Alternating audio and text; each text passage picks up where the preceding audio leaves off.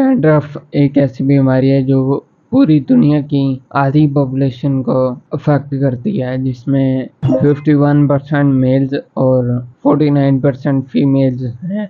हमारी स्काल्प में ग्लैंड्स होते हैं जो सीबम बनाते हैं ताकि बाल हमारे सिल्की और स्मूथ दिखें।